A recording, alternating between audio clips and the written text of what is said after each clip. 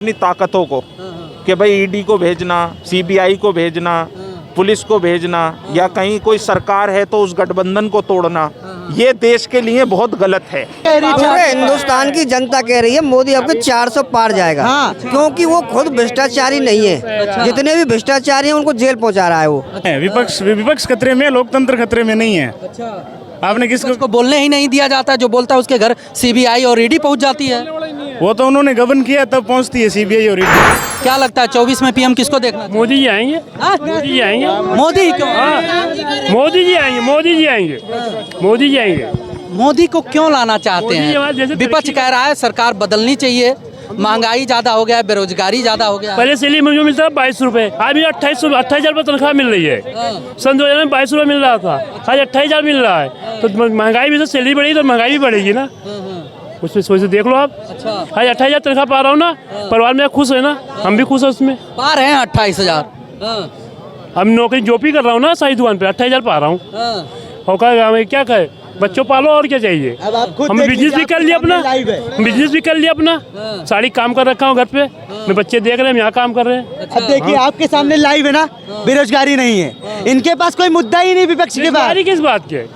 जैसे महंगाई बढ़ेगी वैसे बेरोजगारी भी अपना खासा, सैलरी तो बढ़ रही है, उसमें क्या। और लोगों से बात कर लेते हैं। क्या लगता है किसको पीएम देखना चाहिए? भैया मोदी ही आएंगे। क्यों आना चाहिए मोदी जी को? भाई जाहिर सी बात है, बेरोजगारी नहीं है इस समय, अच्छी है इस समय तो। भाई दुनिया भी बहुत बढ़िया चल रही है, प्राइवेसी हो गई है हर जगह। हाँ, कह रहे हैं कि भाई नफरत है चारों तरफ, विपक्ष वाले कह रहे हैं, आप कह रहे हो सब कुछ अच्छा है। सब कुछ अच्छा है, कोई नफरत नहीं है। 400 पार जाएगा, 400 पार जाएगा इस बार। लिख लो 400 पार जाएगा। हमारा संविधान ही बोल के गया कि अगर विपक्ष नहीं है तो सरकार किस बात की, तो विपक्ष तो रहेगी, विपक्ष तो बोलेगा ही बोलेगा। 400 पार है इस बार यूपी में। 400 पार मोदी सरकार। क्या लगता है कौन बनेगा पीएम? नरेंद्र भाई मोदी। क्यों बनना चाहिए मोदी जी? क्यों नहीं बनना चाहिए? विपक्ष इतना मेहनत कर रहा है, महागठबंधन है, वो कह रहे हैं कि महंगाई, बेरोजगारी, तानाशाही, लोकतंत्र खतरे में, तमाम मुद्दा ही गिना रहे हैं। वही खतरे में है, विपक्ष खतरे में, लोकतंत्र खतरे में नहीं है। आपने किसको बोलने ही नहीं दिया जाता है, जो बोलता है उसके घर सीबीआई और ईडी पहुंच जाती है। वो तो उन्होंने गबन किया तब पहुंचती है सीबीआई और ईडी। क्या बोले अंकल? विपक्ष में कोई बोलने वाला ही नहीं है। राहुल गांधी इतना बढ़िया भाषण देते हैं, आप कह रहे हो कि बोलने वाला कहाँ दे रहा है? भाषण का कोई वैल्यू नहीं है राहुल गांधी की। इतना पुरानी पार्टी कांग्रेस है, उसकी अगुवाई कर रहे हैं, भारत जोड़ो न्याय यात्रा के रहते क्या होता है तो अगुवाई 70 सालों में उन्होंने कुछ किया ही नहीं। अब वो कह रहे हैं कि हम देश के हालात सुधारेंगे। 70 साल में उनके घर की सरकार थी। क्या लगता है सर कौन पीएम बनेगा 24 में? देखिए, पीएम तो मोदी जी ही लग रहे हैं मुझे, 2027 में ही बनेंगे। लेकिन देश जो है वो एक उस ओर की तरफ चला गया है कि जब से आज़ादी के बाद से लेकर आज तक हम जो अब डेवलपमेंट देख रहे हैं वो हमने कभी नहीं देखा था देश के अंदर। जो कुछ काम है, जैसे विदेश के अंदर देश का डंका बज रहा है, इस बात को हर देशवासी स्वीकार करेगा। और देखिए, रही बात महंगाई की, तो महंगाई पहले से बढ़ी है, चाहे वो पेट्रोल हो, डीजल हो, गैस सिलेंडर हो। जो आम जनता के मुद्दे हैं, जो मिडिल क्लास लोगों के मुद्दे, मैं भी एक मिडिल क्लास फैमिली से बिलोंग करता हूँ। यहाँ ज़्यादातर सब वही लोग हैं जो रोज़गार करते हैं, चांदनी चौक में, करोल बाग में, इधर उधर। तो हमारे तो जो निजी मुद्दे हैं सरकार उनको देखे, और बाकी तो सब ठीक चल रहा है। लोकतंत्र खतरे में है, विपक्ष को बोलने नहीं दिया जा रहा है। देखिए, विपक्ष के अंदर जो नेता हैं, सबसे पहले तो उनके ऊपर भ्रष्टाचार के बहुत आरोप हैं। देखिए, अगर कोई बीमारी किसी व्यक्ति के अंदर है तो उसका इलाज तो करना पड़ेगा। अब वो इलाज कितना लंबा चलेगा ये तो आने वाला समय बताएगा।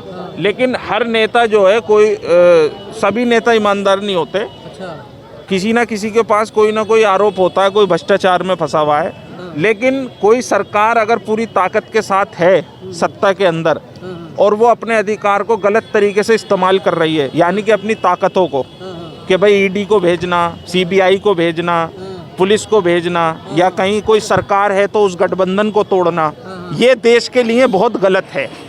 क्योंकि अगर आप चुनाव जीत रहे हो, आप पूर्ण बहुमत के साथ जीते हो, अगर जनता ने आपको वोट दिया है तो उसी चीज़ के साथ आप अपने आप को स्वीकार करें।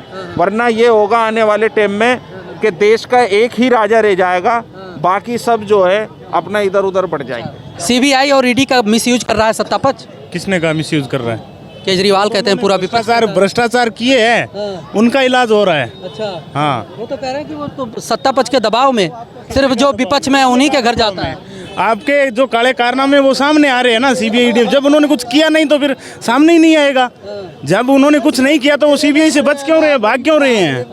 केजरीवाल क्यों सामने पेश नहीं हो रहा है? कितने उसको सनम भेज दिए, वो क्यों पेश नहीं हो रहा है? सही है, ईमानदार है तो उसको पेश होने में कहाँ दिक्कत है? क्या लगता है 400 पार होगा? नहीं होगा, क्यों नहीं होगा? कभी नहीं होगा। कैसे हो जाएगा 400 पार? कितना लोकसभा सीट है? मोदी जी कह रहे हैं आपकी बार 400 पार। कैसे हो जाएगा ये बता दो ना मुझे आप। मोदी मोदी कह रही है 400 पार, 400 पार जनता कह रही है। मैं बताऊं, 500 कह रहे हैं, जनता कह रही है कि 400 पार हो जाएगा। आप कह रहे हो कैसे? ना जनता तो बहुत कुछ मोदी तो 370 बोले तो जनता जनता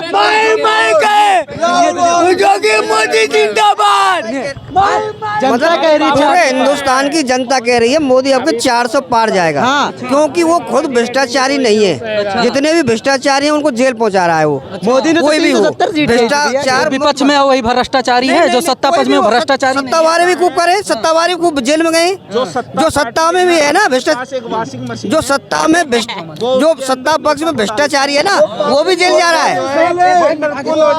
ना तो वो खुद खाता है ना किसी को खाने देता है, ना खाता है ना खाने देता है। और कोई भी सत्ता पक्ष हो या विपक्ष हो सब जेल जाएंगे जो भ्रष्टाचारी है। जो मोदी ना खाते हैं ना खाने देते हैं। रही बात वॉशिंग मशीन, वो ना खाते हैं ना खाने देते हैं तो फिर इतना शौचालय क्यों बनवा रहे हैं? मैं तो ये पूछना चाहता हूँ। शौचालय अगर बनवाए तो अच्छी बात है। अच्छी बात है। देहातों में बहुत जगह शौचालय नहीं। सबसे बड़ी बात ये कही कि जो विपक्ष में है क्या वही घोटालेबाज है। देखिए अभी बिहार की बात बताता हूँ। नीतीश कुमार ने अभी गठबंधन करा एनडीए के साथ।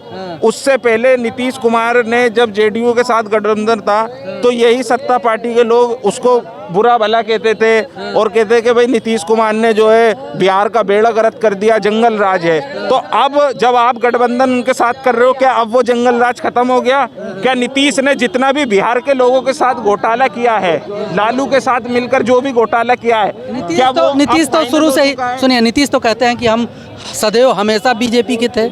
नहीं सदैव थे तो वो अभी चाचा जो है, चाचा तो टैग लग चुका, सभी तो कहते पलटू राम है। आप हमें ये बताइए वो चाचा अभी कहाँ गया था कि मेरे अंगने में तुम्हारा क्या काम है? जहाँ देख रहा चाचा तरी वहीं बेचारा दरी। क्योंकि चाचा को पता है कि चाचा का एक बाप जो दिल्ली में बैठा है वो कभी भी फाइल खोल देगा और चाचा 10 साल के लिए निकल लेंगे अपना अंदर। चाचा को सब पता है। वो तो महागठबंधन के प्रधानमंत्री के चेहरे थे पहले। कोई चेहरा नहीं था भाई साहब। अगर आप इस जो देश के अंदर सरकार है मोदी जी की, वो जिस शख्स को चाहेगी उसकी फाइल खोल सकती है।